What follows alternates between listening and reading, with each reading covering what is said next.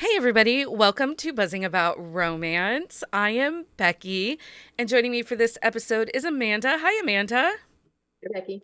And Leah. Hi, Leah. Hi, Becky. Um, Merry early Christmas to everybody. We are Merry early Christmas. 3 days from the big day. We are. Yeah. Do you have I all your can't presents believe wrapped? I it. mean, we don't really have. Amanda, do you and Jeremy trade presents? We do stocking stuffers. That's Okay. it, really. So I don't have a lot of presents to do. So, but I did actually get everything together today. Okay. Well, good for you. I We don't wrap for each other. I bought Michael a KitchenAid. I get bread. It's it's the gift that keeps on giving. Yeah, we had to buy one this year, but that's because ours broke in the middle of him making like sausage. Oh, So it was like I had to order A delivery need. from Target like that day. He's like, I need it like right now. I was like, okay. I did get a new dryer for Christmas, I guess. Yeah. I don't know. Adulting is the worst sometimes. Adulting is the worst. No, Janelle and Mike is not making sourdough. Nope. But why? He makes a Polish ferment that's a pre-ferment for your bread that sits for 24 hours and is supposed to give the same texture and taste as sourdough without all the work.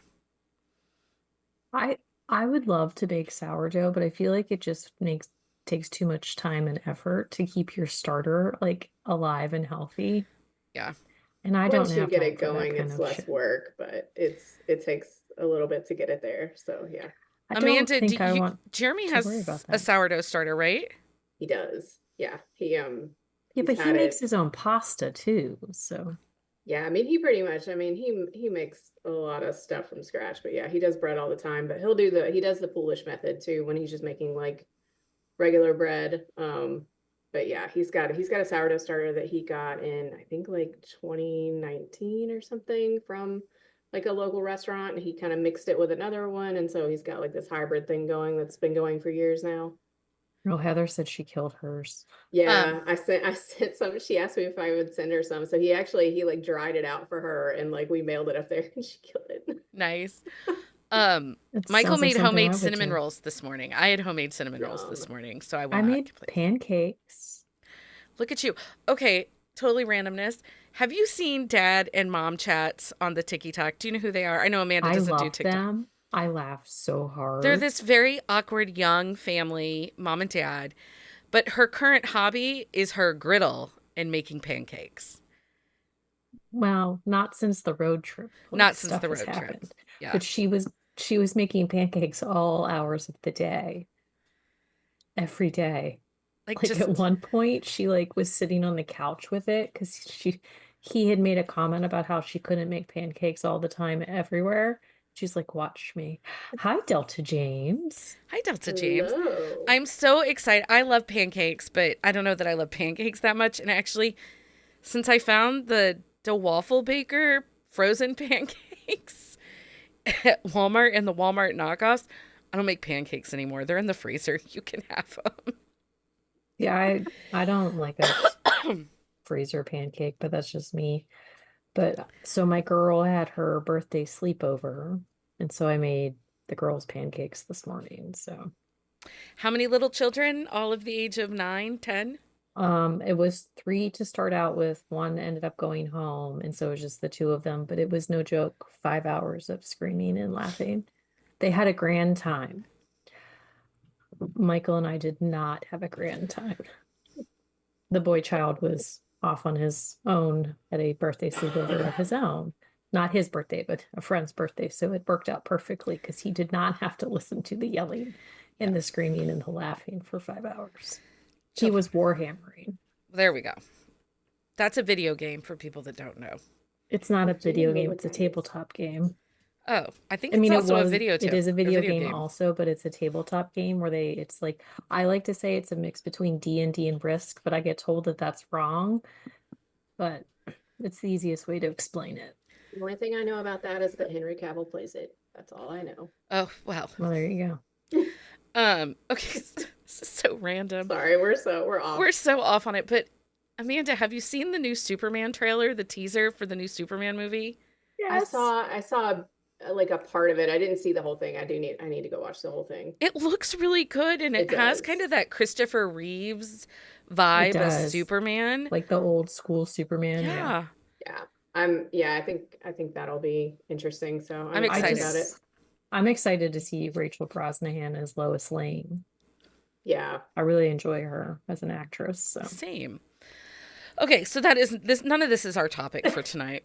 Not one of these things that we've discussed are a great segue into what we actually plan to talk about. So we have 2 episodes left in 2024. We have this week's episode, and then next week's episode will just drop in our podcast feeds. We won't have a YouTube next Sunday because, holidays. So we're kind of wrapping up all the 2024 things, right? So yes. as we wrap up 2024, we're diving into a fun, fiery, and maybe even a little controversial topic. We listen and we don't judge hot takes of 2024. This is the episode where we spill the tea, share our boldest opinions, and take a closer look at the books, tropes, and trends that sparked debate, inspired love, or maybe left us scratching our heads this year. From unexpected plot twists to guilty pleasure reads and everything in between, we're here to celebrate the diversity of opinions that make the romance community so special. No judgment, just passion. So grab your favorite drink, settle in, and join us as we discuss the hot takes that made 2024 unforgettable in the world of romance. I like how she said that all with a straight face. Right. We listen and we don't judge. But we're judging. I mean, it wouldn't be us if we didn't judge. Right? Okay, so let's just start with the boldest statement that I can possibly make about the year of 2024 publishing. And that is Trad Pub is being built on the back of indie authors. Yep. Yeah. I mean, I'm not disagreeing. And it's hard, right? Because we know that the indie market is saturated right now, right? There's so many authors out there. And I feel like everyone is running and chasing for space. Some books feel the same. But I also feel like indie authors are not getting their time to shine in the sun, because what's happening is Trad Pub picks up these books and then act like it's always been a Trad Pub book. Yeah. Yeah. Like the people that try to tell me that, Lucy Silver was always not Lucy Silver, Elsie Silver was always Trad Pub, or Lucy Score was always Trad Pub. No, they weren't. Never. I mean, Lucy Score did have her forever deal, but her readership, her fame, everything came out of her indie author career first. Yeah. Well, and the fact that there's this whole need for books to be in bookstores that authors are clamoring for, and it's I have some issues with it. I mean, I get it. You and I don't live in an urban area. This is true. Amanda does. So, Amanda, you have multiple Barnes Nobles. You have indie bookstores. You have Target. You have Walmart. It's probably pretty awesome to walk into your Target and see the books of authors, you have seen on social media or that you've gotten to interview be right there. Yeah, I mean, we get it some. Our Target is actually, it's pretty limited on what they carry for romance. So they're still more into they carry more women's fiction, they carry more thriller, they carry more, those kinds of things. But yeah, I've seen a few. I think I was just there last week and I saw, I think, an Anna Huang and a couple others. But yeah, I mean, it's cool to see. And our Barnes and Noble is getting a lot better. But yeah, we the availability is there. Yeah. So I have a Target that's not super far. I haven't been into the Barnes and Noble for probably 10 years, but our Target, they have a couple of these authors, but not a whole lot of them. And I mean, maybe it's just because like our Target book section is super small compared to other ones, just like based on the This layout. too, I feel like. It's Well, like one of them is, the other one's better. it's So like a row of adult books and like a row of kids books. Like it's very small. But I also think that I think part of the reason that we don't understand the demand for the books in bookstores, part of it is where we live. I live Mhm. in a place without a books. I mean, we have a Books a Million, but it's closing, and it's not like 3 shelves of romance and nothing of any value. Um, but also, I'm not a paperback reader. yeah, same. I Yeah, read. I'm not either. I'm gonna read 100% on my Kindle, and so I think that that's part of what we don't get is. But there is a whole generation of people behind us. Like my kids would rather have the physical book than an e-reader, and I don't Yeah, Well, understand and it. my eyes just can't do it anymore. Like I mhm. sit up and read really late. I keep the lights low in my house. I can't see a paperback like that. I mean, it just doesn't work for me Well, feasibly, but but I'm honestly, like also my so go old ahead. hands can't hold the Yeah. Yeah. paperback. Like my hands get cramped if I hold a paperback for too long. And yes, I know that is really showing my age, but like I can't physically hold a book for 3 or 4 hours that it takes me to read it. Yeah. And we all know the struggles for indie authors trying to find their space, trying to find their readership. And I think that those mid-list indie authors that should be having their moments, even if it's a short moment, having those moments to shine are overshadowed because you have, someone like Megan Quinn who has Bloom money behind her can go and afford to spend $10,000 a day on Amazon ads and keep her Hmm. book at number one. Yeah. Yeah. So when do these viral moments that everyone talks about aren't really the viral moments that you think they are? Yeah, they're backed by like I mean, publishing money. some like there are some where the timing just happened to hit right. And yes, it is a true viral moment. But at the end of the day, there's a lot of ad buys that happen. Yeah. And it's frustrating to see that those authors who are already huge successes and making bank are the ones that are continuing to make bank because of the people that are looking and buying their rights. But there are authors that are actually much better written hmm Well, I think that that are not there's. getting the attention they deserve. Okay. So does anybody. Okay. So we're going to move on to the next thing, which kind of has to do with this, but I'm going to ask, does somebody else have a wanna? We don't listen, or we listen and we don't judge. Do you want to share one of yours? Or if not, I'll go right to the next thing that I think. Just go Please. to the next one. Yeah, let's just go down the list because I think they're all on here. Um, Yeah. so one of the things, I don't know what you sparked in me, Leah, but Why is it my fault? because I had a thought and then I was like, well, wait, I'll save it. And then I didn't. I should have written it down. Okay, I'm sorry. it's okay. Another I thing, listen and I don't judge.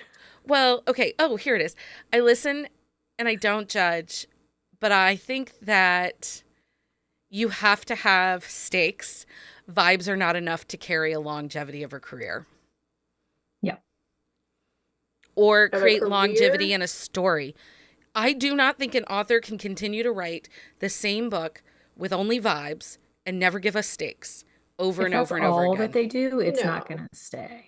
I'll agree with that for like the longevity of a career, but a book here and there, like I'm not mad about it. So, I mean, Book here I and there is I one get the thing. point.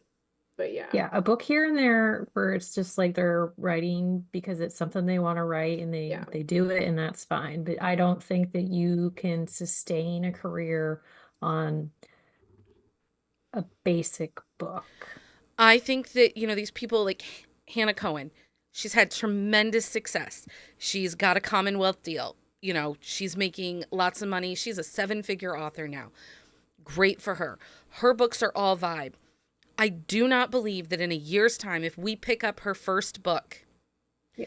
that it is going to elicit the same feelings because the first book reads exactly like the seventh book because she hasn't changed anything up. It's all just vibes and good feelings. And I think you've got to give us stakes or your books are going to start. It's kind of a Catherine Cowell problem. She's an author that I can't binge read because her books have such a formula. And the way my brain works as I'm watching it, I've figured out the formula. But the formula, see, with her, in that sense, the formula doesn't bug me as much because it's not the exact same characters and character issues in every book. Like, she has some variety. And so with her, no, I cannot binge. She has variety. Give me a series that doesn't have a small town sheriff in it. That's the older brother. Well, I mean, but now we're getting into I'm thinking older characters. series, Like though. we're not getting into. I mean, I think that's different than vibes. If you have a formula, Mhm. formula is different than vibes. I think. I agree. So, I mean, if you have a formula, but things are still happening. She has outside forces. I mean, it may read the same series to does. series, but her books do not. Like, I would not categorize her book as vibes. I don't categorize her See, as I vibes do think either. her books are vibe because if you take that suspense element out, there's nothing else there. The Yeah, but then suspense is you the have to only axe thing an carrying entire that story. genre. Mm-hmm. I mean, yeah. I wouldn't say If you that. go by that, yeah, I mean, Because but some of yeah. those romantic suspense, we do get really great character growth. You see characters that have more than just, you know, especially like I've been reading Susan Stoker's The Refuge series. There's a lot of They're very emotion in good. those. Those characters, if you take out the suspense elements, there's still big character growth, things working for them, things working against them. It's more than just vibes. Yeah, but I don't think Catherine's are just vibes. So I mean, we Okay. can We differ disagree. opinion on that. So Yeah. but Well, but like they're saying in the chat, romance is in itself a formula to an extent. Well, and that's another listen, and we don't judge. But The we do third act judge. breakup. We do judge these freaking bitches. yeah, I mean, but The ones that push the everybody judges envelopes. what they read. Well, but I'm talking about the ones that are pushing the envelope that don't What do you think mean? romance need the HEA or the Whatever. HFN. But then it's I'm not a judging romance. any person who says that. Whatever. If you don't have an HEA, it is not a romance. But Nope. I'm telling you, you guys, on Threads every Yes. day, Yeah, every I day know. there's some author that's like, do I really have to have an HEA or an HFN Yes. for romance? Yes. Go away, you stupid whore. I don't Yeah, even no. count an HFN. Like, really? I don't. Like, I do, but I don't. I think it we- has to be the right story. But I think for us, the majority of our HFNs are going to be higher spice, That's true. almost erotica. And again, you know, that's something that we've talked about that's really come to light this year. And it's disappointing. But the erotic genre is disappearing Mhm. because algorithms, Well, people are searches, super judgy. it's being suppressed.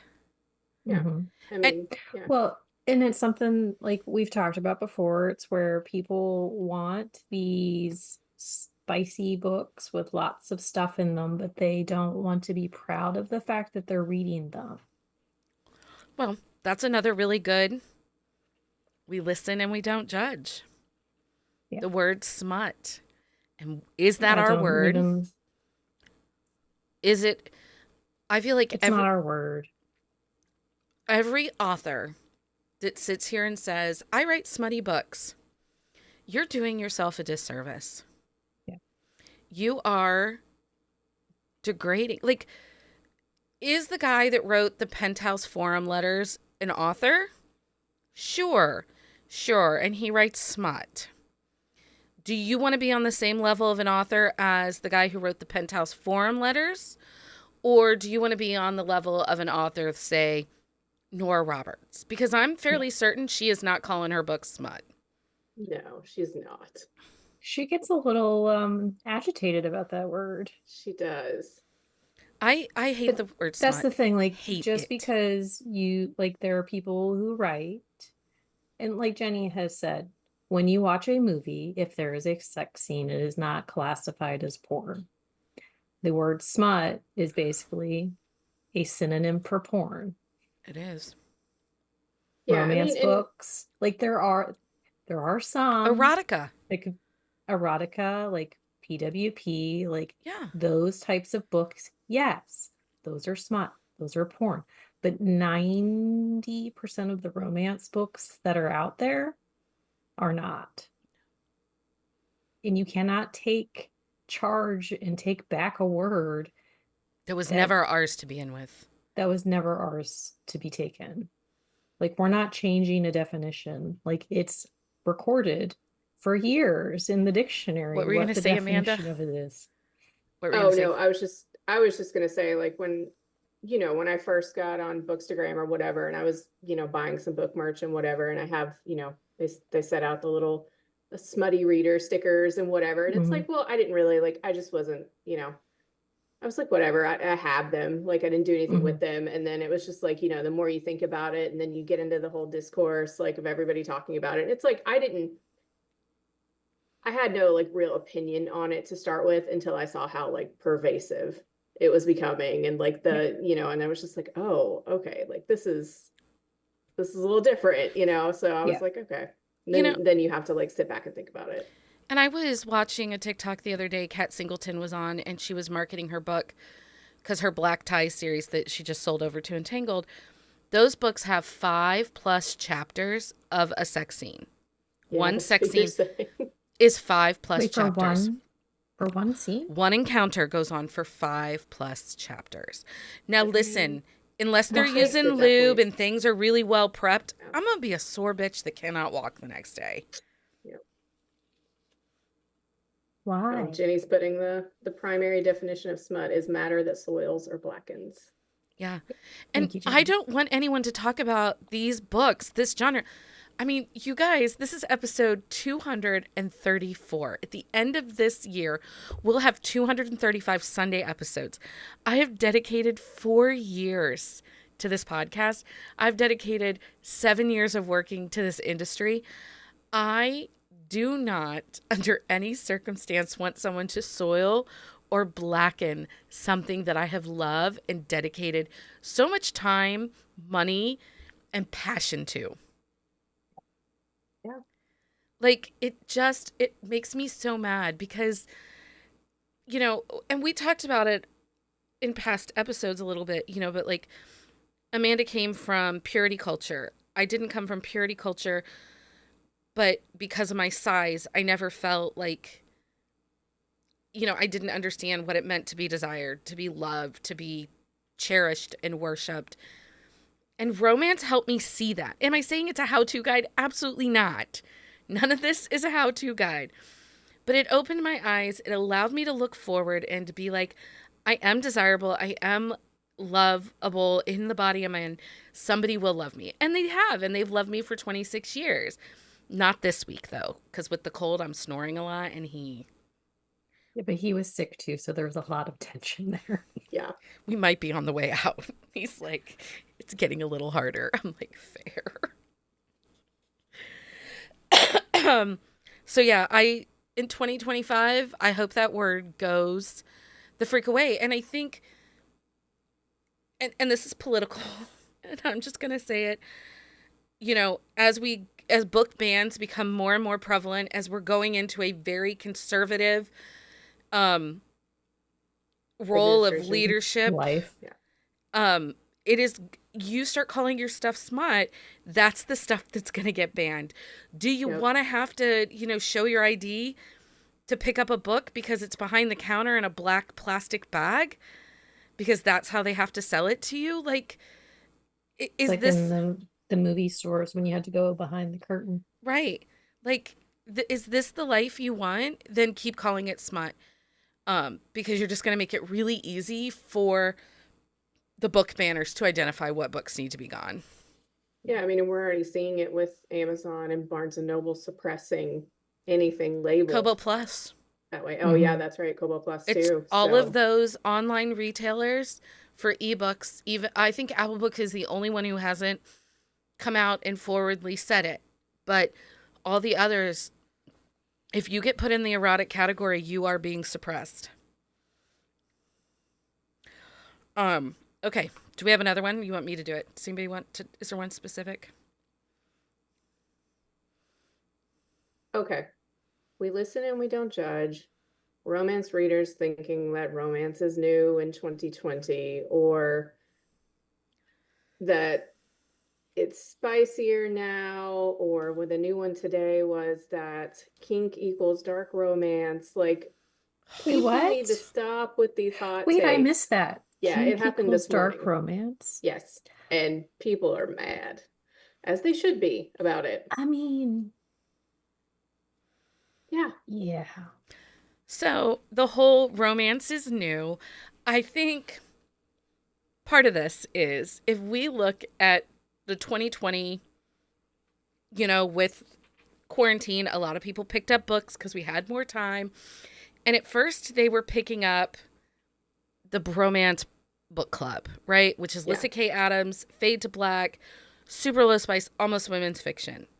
Yeah. They're picking up the newer Christina Lauren's, which again, low spice, Yeah. more like a women's fiction. And then all of a sudden there's this TikTok thing and people are dancing and people are over there talking about books, and the books they're talking about are, trending and going viral, and people are just blowing up. And all of a sudden they're like, where have these books been all my life? And I think some of this comes out of maybe their moms were not romance readers. Because I know we often talk about it. But are these people paying attention to like cultural things? Like You've Got Mail is based on a romance. But I think that many of them, again, pre 2022, they were only getting their books from libraries and bookstores. The indie books were not in the bookstores. And 50 Shades of Grey was that weird book that your mom read. Yeah. So my mom did not read that one. I did not read that one. I didn't. Although either. she does read everything else that I tell her to. So, But I get what you're saying, though. Like, it was new to so many people, during the pandemic. And then, like you said, they've gone from these very low spice books to being exposed to, other books on TikTok, and they're just very confused. But like, I have to wonder, Google like, exists. Like, but it also, takes like, 5 seconds to, like, I look up every book. Like, I just don't, like, I don't understand how people just don't check things before they spew them out into the world. my thing is, do these people live under a rock? Yes. Like, honestly, like, do they live under rocks? Because, like, this is not, like, nothing, unless it's tech heavy, nothing is new in this world anymore. Yeah. except, okay, so let's think about this. And this is, to be honest, I feel sorry for these new romance readers that are acting like it's brand new, because they are not getting the best work, right? The books that they are in love with, the books that they're reading, the authors they are reading are not the cream of the crop. They're missing the cream of the crop, in my opinion. Yeah. But so let's talk about this, though. Okay, so if you have someone that's 22 or 23, in 2010, they would have been 11 or 12. Right. And that is when the iPad and the e-reader started to come out and make a presence known.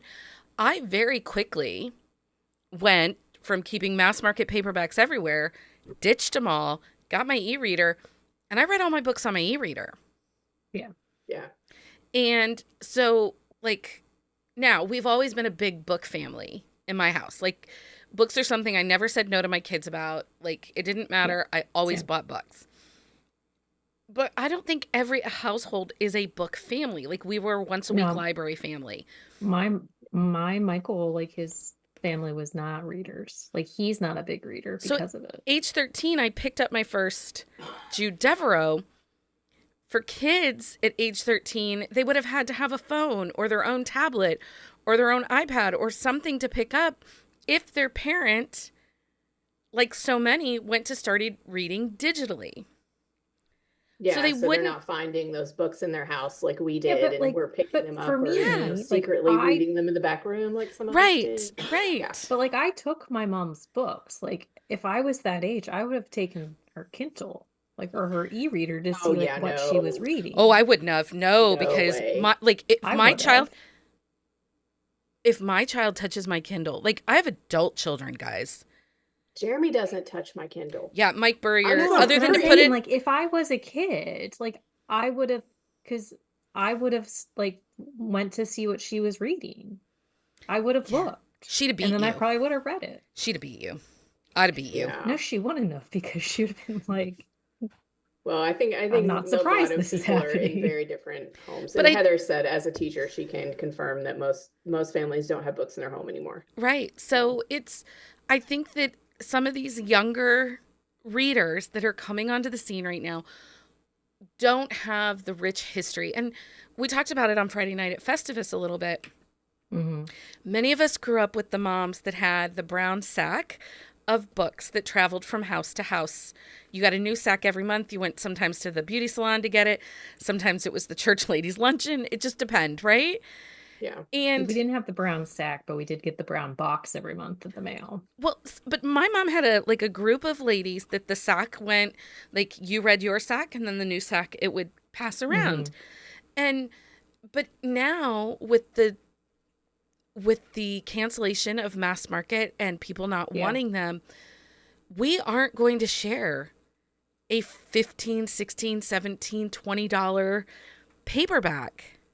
Well, I'm not sharing my paperbacks anyway. No, I because don't even read my nobody is paperbacks. opening these. But do you understand what I'm saying? Like Yes, we had the yes. exposure Yeah. from our That's a moms fair point. with those mass markets. I We did, don't yes. believe that the newer readers that are anywhere from 21 to 27, 28 have had that same experience to Yeah. find the books that way.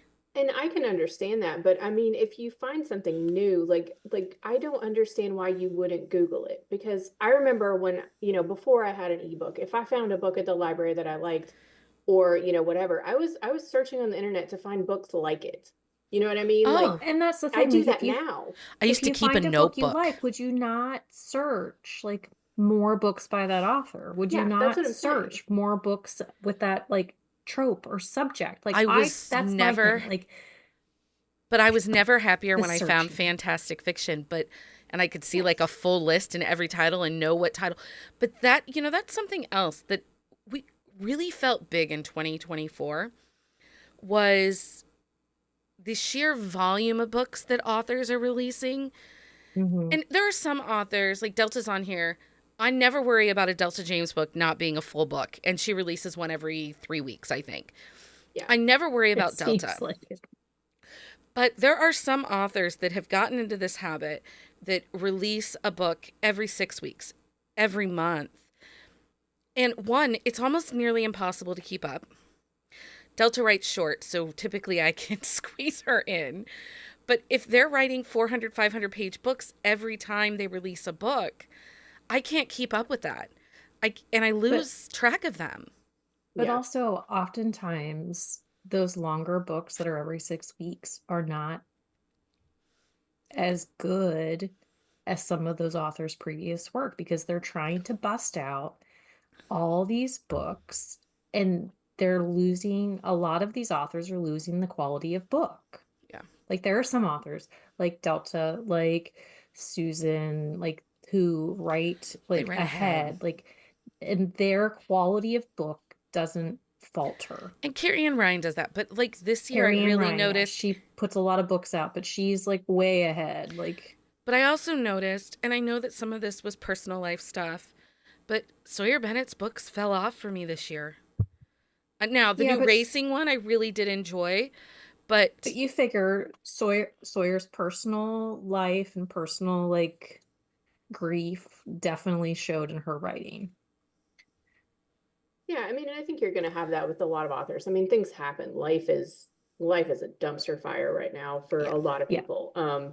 So I mean, I think that's going to be reflected in their work, but I think just the sheer volume of authors, the sheer volume of books, it is very hard to keep up. Like I haven't read several of my favorite authors, like some of their new books this year because I just can't. And I read a lot of books and I can't keep up. it starts to feel And- overwhelming too. the sheer Yeah. choice. And I'll be honest, and typically I would read 2 or 3 chapters, and if it wasn't catching me, I was DNF and writing it off. This year I kind of changed I did the soft DNF. Doesn't mean I'm not coming back to it, but it does mean at this moment this is not the book for me. Yeah, I did not read as much this year just because there was a lot going on, and like the number of books that I read was definitely lower, but the number of quality books that were available was also lower. Well, and it gets overwhelming. It gets hard. I And then Jen And Ellen points out, I think, which is probably where we're going to segue to, the constant Mhm. demand from readers for So- more. let's talk about that. So Yeah. we listen and we don't judge the demands of readers to authors, parasocial relationships, and then there's a part 2 to this. So I'm in Ivy Lane's reader group, and I actually talked to her about this on the interview also. I don't know if we were on the air or not, but so there was a person in there who basically asked why she doesn't write books faster, like why we can't expect a book. And so I made a comment that every author is different. Some write fast, some write slow. Like some have day jobs, some do not. Like you cannot expect an author to bust out a book in a month just because you want it. Like you have to take into account the fact that these people are human beings who have lives outside of like writing. Yeah. Because Yeah, and then I I see got that real happen annoyed in- by that. I see that happen in a lot of groups. I'm in a I lot of get groups on so Facebook. mad. Well, Yeah. So mad. and there's the other problem that we have is, people think that they know publishing a lot, especially Yeah. some of these more rabid readers, influencers, people that all of a sudden feel they're an authority, don't understand how publishing works. So there are authors that, because I recently saw this with Emily Rath, she released a trad pub release that was sapphic, and someone's like, well, aren't you ever going to get back to your hockey? Well, here's something readers don't know, is that oftentimes with a trad pub, you have a cushion on either side of your release that you can't release. Now that's negotiated. That can be, like debuts, typically it's 3 months before and 3 months after. If it's an author that's been around a long time, has a really good, strong readership, good, strong purchase history, that it can be shortened to like 6 weeks to 1 month. It just really depends. But that depends on the author and what they're willing to give up too. Because there are some authors who like they have where there is no waiting period for them. They basically can do whatever they want. But it's a It's contract worked thing. into their contract. Yeah, it's a contract thing. And I don't know how to educate readers without coming off. And that I definitely have pulled back from social media. One, there were reasons, but also because I felt like I was starting to come off like a know-it-all. The snotty girl that's like, you're an idiot. That's not how it works. Like, I don't want to be that person. The Andrea of Beverly Hills 90210 that like knows everything and everybody. Like, I don't want to be that person, but damn, bitches, you don't know shit. And then authors, like, is it flattering when an author slides into your DM and like offers you a copy of their book or asks you to review their book or wants to be a part of and this is soft. This just happened to Carla. So Carla is reading. She and I are very good friends. I've had her on the podcast. I adore her, right? But she really prioritizes Latinx voices. And she had an author that is on her TBR, but the book's already out. But she had some other arc and promo things that she had to do. She hadn't gotten to that author's books yet to give them a read. She still planned to. She just hadn't got it. And the author didn't give her a copy. Like, she grabbed a copy herself. Okay, so she spent her money. I saw her talk about this. I didn't know she actually got the copy herself. She got it was a KU book. She checked it out. They did not send her a paperback. Okay. The author unfollowed her on all social media platforms because she hadn't reviewed her book yet. She originally was in Carla's DMs being like, hey, I thought you were going to review my book and you were going to talk about it. And because Carla hadn't gotten to it yet, she's like, listen, I'm really sorry. I had other commitments that really had to come first, but it's on my list. I'm going to get to it.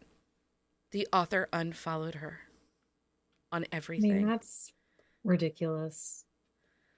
And it's like, listen, I owe you nothing. Like, I try really hard. An author sends me a copy. There are sometimes I don't get it read in time for a release. Like, I have an arc for Adriana Locke's release that was last week, I think. I haven't read it. It's probably going to be February before I get to it. But that's the thing. Like, we as bookstagrammers, as reviewers, like, we have lives. Things happen. We get busy. Maybe we actually read the book and we didn't like it. And we don't want to review it yet also. But like, it goes both ways. Like, we are also human beings who cannot like drop everything because you want us to. Yeah. So we have seen over the course of the last couple of weeks, people sliding into authors' DMs feeling that they have the audacity to let them know that there are these errors in their book because the author has said, let me know if there's errors. So they tell them and then they offer their services. And authors are offended by this, but you're asking for free labor. Why wouldn't you pitch your service? Yeah. Yeah. I mean, I also get it if they're signing up for an arc. Well, but the thing is, if the author states if in they the ask book, for please it, message me. But even on social media, authors will be like, if you see a error, do not report it to Kindle. Please do not report errors to Kindle. Please send me an email. Send me a message. Let me know that there is a problem and error. So then somebody sends them screenshots and says, hey, I noticed this book had 72 proofreading errors. By the way, if you need a proofreader, I'm a proofreader. And I'm not going to lie. I did that with Sarah Bale. Did anything come of it? No. But her last book that I read of hers was so full of errors and typos that it was hard for me to read it. And so I did message her and I said, hey, I just wanted you to know there's a lot of errors in here. I can send you the screenshots that I took. But if you ever need a proofreader, even like as a fast turnover, please let me know. I'd be happy to work something out with you. Crickets. Was I out of line? I don't think so. Because she doesn't want it reported. Well, and that's the thing. Like, if people report the errors, authors get like torn, like bent out of shape. But it's like, one, like if you're paying for a proofreader, that's good. But if your proofreader is not doing the job, do not continue to pay the same people. Well, and I think part of it too is the for Amazon. Proofreading. Amazon, if you report an error, like they take it as like quality, and then it needs to be taken down. Yeah. So, or they put that little warning that this, this product contains errors, and we've received reports. So I understand that, but I mean, if you don't want them messaging you those kinds of things, then don't ask them to report errors to you. I mean, a lot of authors have a PA say, please let my PA know, or something like that. Have a line of defense, in place. I mean, I know that not everybody has one, but in an arc though, I mean, you have to, like, an arc is not ready to go to print. Well, no, and this wasn't an arc. I didn't have an arc. Yours is not. I borrowed it from KU. Some of the people complaining about it are from arc readers. Yeah. Oh, yeah. But again, you're inviting them into your DMs. But also, like, you as an author should want to put your best product out there. And if you're publishing a book that has a lot of errors in it, that's not your best product. I probably won't come back to you if there's a lot of errors. Yeah, no, I get you're that. Not, like, you as an author are not, like, taking care of your craft.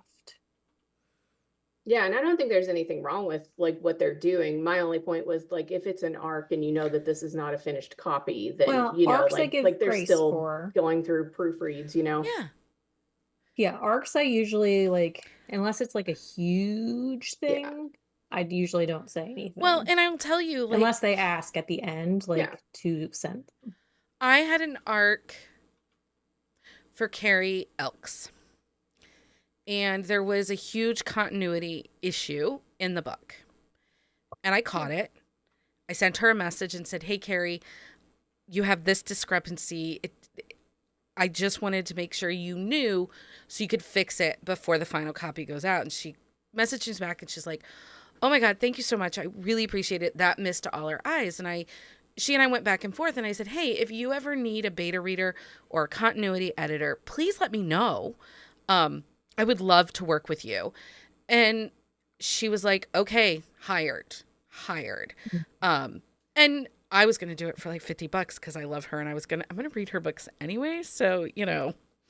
whatever. But she was like, no, I'm not going to just pay you $50. But it's these boundaries. Like, I mean, how many times do we see over on Threads, Amanda? And I know, like, do you know how many times a day I sit there on Threads and I'm like, I can't believe I haven't heard from Amanda yet about this. I can't believe I haven't heard yet from Amanda about this. I'm trying not to It is the engage Wild Wild with West some of over it. I'm there. trying not to make myself crazy. And I know that usually we're gonna talk at least, Right. We're going to have some at some point, conversation. and we're gonna talk about it. Yeah. So I'm trying not to like immediately respond and be like, "Did you see this?" So Yeah. the other thing that I have noticed an uptick on over on Threads, and I think that again, these are new on the scene authors that haven't been established yet, don't understand. Delta James says it. A lot of authors don't know how it all works and how to be successful. But how many times a week do we see authors say that they read their reviews so that they know how to write a better book the next time? Yeah. I mean, multiple times a That's day mistake, we see it. friends. That is a mistake. Yeah. Get yourself like a group of people. Get your, peer review if you can't afford Like like that's beta what critique readers or partners are whatever. Just a for. critique partner. Exactly. A critique partner. Something. But yes, I don't even, if I'm just reading just for fun, like I will go in and put something unhinged on Goodreads. Like it is just, it depends on the day of the week. So Yeah, it's It depends so on my mood, what my yes, reviews end up exactly. being. um Especially if I didn't like the book. You never know what's Yeah. going to come out. so Yeah. segue from that is some demands or some authors and the demands that they are putting on ARC readers. Yeah. I'm not going to even lie. I judge every single one of those authors, and it quickly makes me not want to work with that author. Yeah, that's why my ARC consumption is very small. Yeah. I 'Cause get it's the not majority worth of it. mine on NetGalley anymore. Like I have a few teams that I'm still on. They don't require anything of me other than to post a review. But yeah. Yeah, the teams that I'm on, if they asked more of me, then I would not be on them anymore. And I think I'm only on like 2. And then some of the ones I'm on there, like, you don't even have to post one. Like, just let me know what you think. Okay. And I just think it's out of control. I think that It is. Again, authors, they are desperate for this viral moment. They think that if they put all these demand on ARC readers, they're going to get that moment. And it's just getting out of hand. People have lives. They have jobs. They have families. They have hobbies. Yeah. Some of us want to make pancakes. We don't have time to make 72 influencer videos. Yeah. It's unpaid marketing. You're paying, they're asking them to perform things that your PR or marketing agency or team should be doing. And Bonnie says she feels like some authors don't realize this needs to be treated like a business. You're right, Bonnie. Yes. And this is why I'm excited that she's a client, because we didn't have to have this conversation. I didn't have to say to author Bonnie, it's a business, sister. She Yep. already knows that. Delta, you should meet Bonnie. Bonnie should meet Delta. Yes. Yes. Okay, We so can make that happen. we can make that happen. Well, we're going to keep going for a little bit here. We listen and we don't judge. Book signings have become influencer circles and are not circuses and are not fun anymore. 2024 was the year of bad book signings. Yeah, and I don't think 2025 is going to be any better from what I've seen so far. Yeah. I think I'm only going to one in 2025, and only because I get to see Becky. Well, I have 3. I have one that's a business trip in March. That doesn't count. Down in North Carolina. Well, 2 are business. I have Those don't Columbus with exactly you count guys, then. and then I have one in August in Cincinnati, which you should come with me. I might come with you. But anyway, I have 3 signings, and to be honest, like I don't even go to the ones at my local Barnes and Noble anymore Well, because those at were all. a shit show. They're so disorganized. They're so not well done, and the the My thing is the it's the setup readers. is, well, it's just there's so many people packed into a space that's too small. Yep. There's such an entitlement or like aura of a lot of the people that are there. Like there are some people that are there for the signing that are truly there to meet these authors in person. They're and like they want to take the time to talk to these authors and they want to like have that first like face-to-face meeting with them.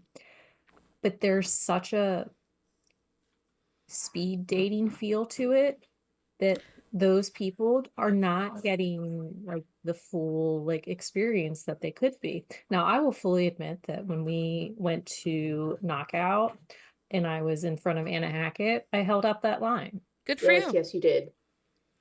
and I But good for am you. not sorry about it. Yeah, I know. It's also was because- Lindsay's best day of her life, Yeah. and including the day she Lindsay married was Charlie. living her best life, but Lindsay and Anna's husband, no joke, had like a 10-minute conversation about all these things. And so I was like, okay. I mean, it may not have been 10 minutes, but we stood there for a long time. Oh, it was totally 10 minutes. But it's one of those things where like, this is somebody who I met through the podcast. I have graciously it got to interview her and it was a great experience. And then getting to see her face to face was like, it's super exciting. So I was taking my time. Yeah, and I don't think, you don't begrudge people those experiences, but the problem No. is like when I was at Sweetgrass, like there was no way that they were going to get through the amount of people that they had there to see those authors, even in a transactional situation where they were, getting people through as much as they could. But like Natasha, like there was a ticketed line to see her, and like I was done with everybody else. And like they were like, we have no idea how long it's going to take because she likes to sit and talk to people for a minute, which is amazing. But then you're Yes. getting to the end of the day and then like they're leaving and these Yeah. people haven't seen the author that they came to see. Yeah.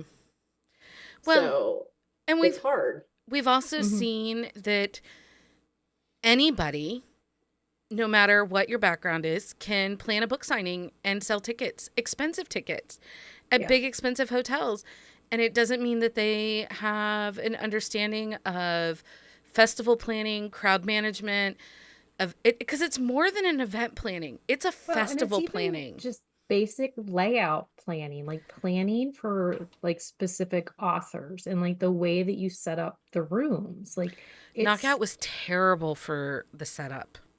the way it was set up was horrible and Yeah. it just was but that's the thing, like you have Joe Schmo off the street being like, I'm gonna host a signing, but they don't actually understand how it should happen. Yeah.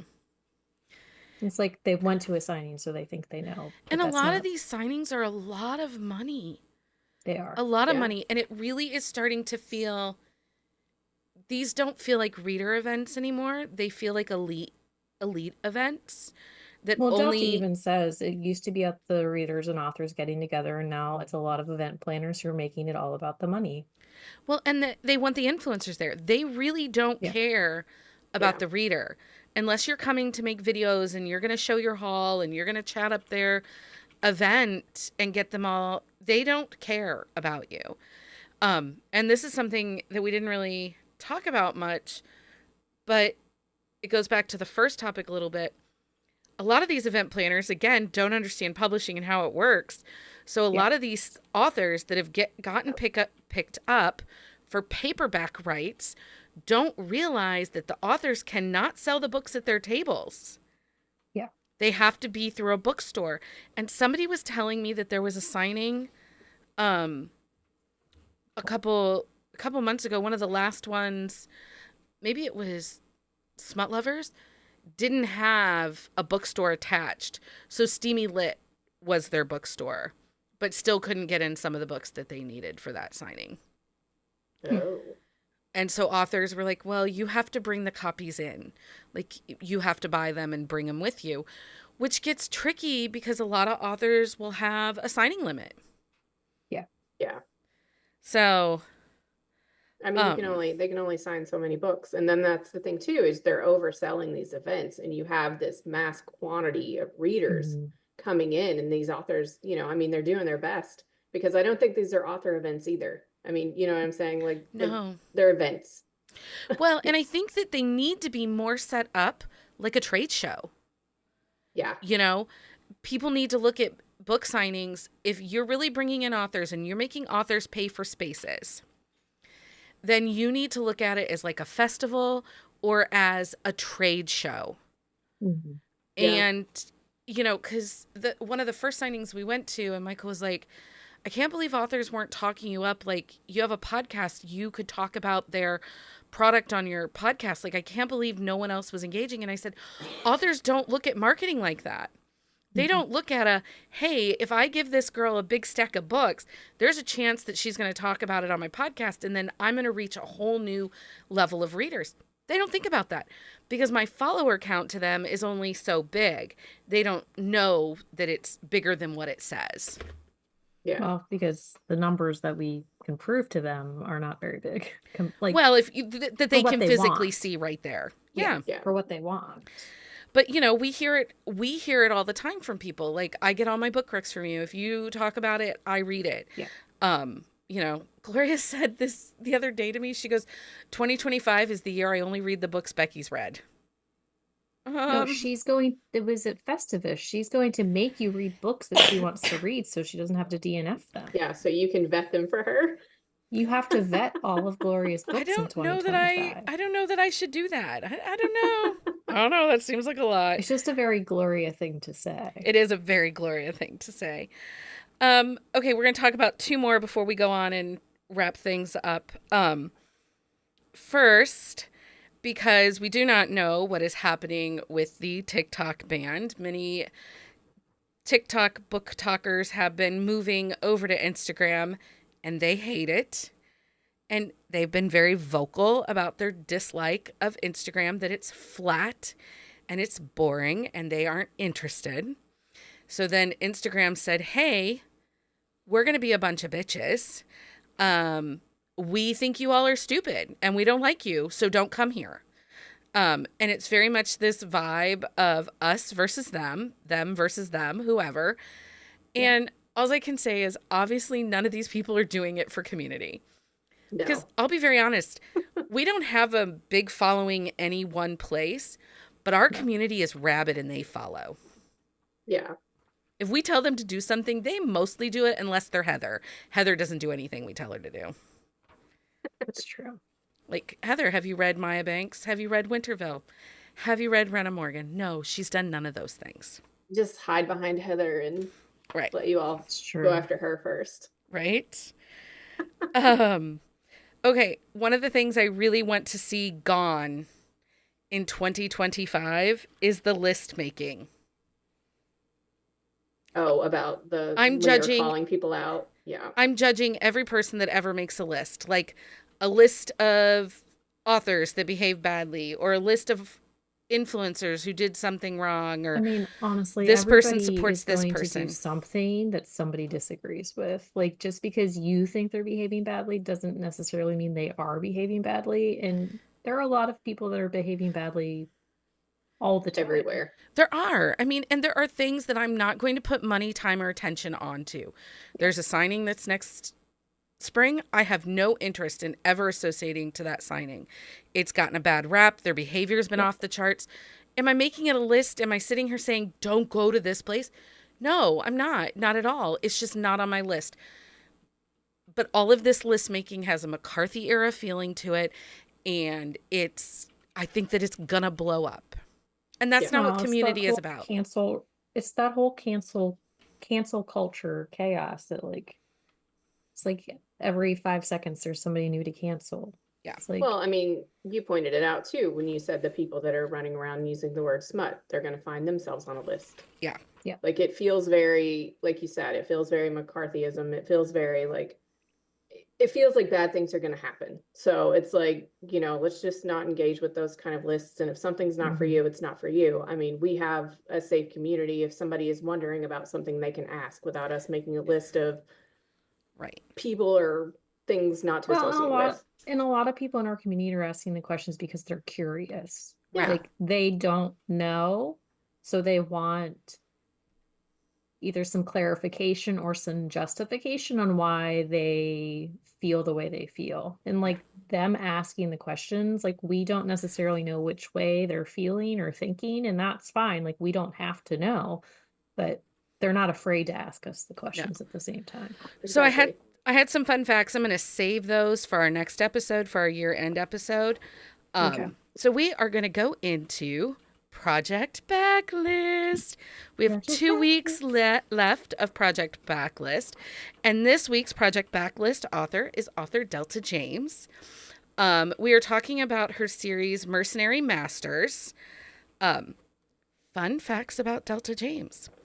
She picked up and moved from the Pacific Northwest to North Carolina with about 3 weeks' notice to anyone. She saw it as Capricious. Yes, capricious. Why But did I you just saw it. say it. I can't say it tonight. Sorry. She saw it as necessary. My life kept coming apart every 3 to 4 years, so I decided I needed to make a break and start over. It was in North Carolina that she finished and published her first novel. So, take the chance. Do the thing that's scary. Because typically the rewards are going to be big. Can you imagine our world without a Delta James? No. No, me either. Delta lives with her BFF and alpha reader Chris, which has been a huge boon to her writing. They share a home with their 4 Basset Hound girls, all of whom are named for characters in books. 3 from the Wayward Mates, Roz, Ava, and Skylar, and 1 from Mercenary Masters, Olivia. The 3 from Wayward Mates sleep with Chris, and the 1 from Mercenary Masters sleeps with Delta. I love that. I love that. Adorable. They're cute. So I read. Also, if you got her Christmas card, it's a Basset and it's adorable. I did get it. I did. My Chris loves the Delta James Christmas cards. They always stay up on our magnetic board year round. I don't know why. He's 21. He just likes our Christmas cards. They're fun. They and are they have fun. a puppy on them. So I read Bulldog. It is BDSM romantic suspense. It is spicy. Synopsis of Bulldog. This is the 3rd installment in the Mercenary Master series. The novel centers on Lord Nigel Bulldog Peterson, a titled gentleman and member of the Home Office known for his dominant nature, and Olivia Miles, a strong-willed UN translator.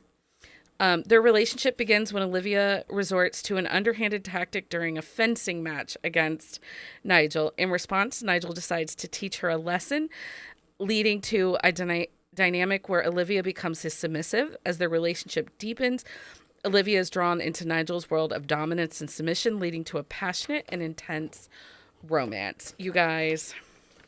Delta's a fan of the lessons. She likes lessons. She does. This romance was captivating. It was well-written plot, suspenseful twists, and an excellent world building. I really liked Olivia. I really, really liked her. Chemistry, sparks fly off the pages. There's that feeling of adventure, intrigue, conspiracies, like the looming danger, the big bad. Lots of action, definite power plays with the BDSM and steamy scenes, but it's all very consensual. The characters are well developed, and the secondary cast adds depth to the narrative. It was a really quick, easy read too. So if you've got to finish some books before the end of the year, I totally recommend Bulldog by Delta James. Okay, so that was Project Backlist. It's that time. It's that time for book of the week. It's book of the week time. Leah, what's your book of the week?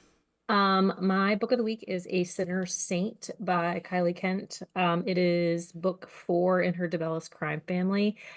This one actually was a little harder to get through. Check your trigger warnings because there's some heavy stuff in this one. But I actually really enjoyed this series a lot. But yeah, it was good. It's Okay. Vin's book. He's the youngest. Okay. Amanda, what's your book of the week? My book of the week is Until Backs by Aurora Rose Reynolds. I forget what number we're on in the Until It's Him Her 14. series. Is it 14? Okay. Mm. So this is Bax's book. He's one of the Mason kids. And he is at the bar and he sees a girl across the room at the bar and he has the boom moment. And then he realizes that it's his best friend's younger sister who he hasn't seen in years. And his best friend who also works for him. So there's that whole dynamic going on of the little bit of, forbidden situation. And then she runs into some danger and is staying next door to him. So there's the neighbors factor, which I absolutely love. Well, but then he moves her in with him. And then so- he just, all of a sudden she's 'cause he's a living with Mason. him. Yeah, because he's a Mason. And, of course it all works out in the end, but I need them. I'm going to have to tell Aurora, I need them to move off that street. It stresses me out. All the bad things that are happening on the street that they live on. They need to move. They need to move. So my book of But the it was week, really good. I'm glad you liked it. I really liked it. I had the honor Yeah. of proofreading it. I really liked it. It was Yeah, I'm it's been really one of sad that- my favorites in that series. I'm really sad that there's only one book left. No, she's named the next generation, so I expect books for those people as well. I'm just saying. There's a lot of them. I don't think it's gonna happen. Whatever. You guys We are can next pick a level. couple. Okay. My book of the week is Cross the Line by Kelly Jamieson. It's an opposite attract teams, sister, roommates type situation. Our heroine is Mabel and our hero is Ben. Ben is socially shy. He likes to be in the background. He's not big on being forward. And Mabel is a librarian and loves little kids and wears all the funky, wacky librarian styled outfits. Like Miss Frizzle. Yes. And Ben doesn't quite know what to do with her. And she moves in to sleep on her brother's couch because she's had a breakup and they connect. And I'm going to tell you, Kelly Jamieson is back. She struggled with writing. And I know that things have been rough for her for the last 18 months. But this book, I felt like I was reading Kelly of the Chicago Aces. So I'm super excited for all of you to read it. It does come out in January. Okay, Patreon update. First of all, you guys, I sent a notice out for Patreon. We adjusted some tiers. Make sure you check out patreon.com/bookcaseandcoffee for all those updates over there. Thank you to Swag Pack sponsoring authors for December. That is author Delta James and author Mary Carr. You'll be getting those packages along with January swag in early January. For a list of books we talked about, we didn't talk about any books other than books of the week. Any books we talked about on this episode, you can find on our On the Shelf show notes at buzzingaboutromance.com. We are off for the next 2 Wednesdays, but then come back on January the 8th, and we'll be back, and we are reading 9-Month Contract by Amy Dawes. Don't forget to follow us on social media for more updates. Join our community of romance enthusiasts over on our Discord. And if you love this episode, please leave us a review on your favorite podcast platform or right here on the YouTubes and share it with your friends. Your support helps us bring more exciting content to you every week. Amanda, Leah, thank you so much for giving us your hot takes.